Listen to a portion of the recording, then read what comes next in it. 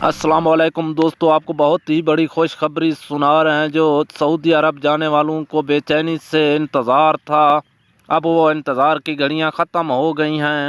پی آئی اے نے سعودی عرب کی پروازوں کے لیے بکنگ کا آغاز کر دیا ہے۔ پی آئی اے انتظامیہ کے مطابق سعودی عرب کے لیے پروازوں کا شیڈول جاری کر دیا گیا ہے۔ پی آئی اے 1 دسمبر سے سعودی عرب کے لیے ہفتہ وار 35 پروازیں آپریٹ کرے گی۔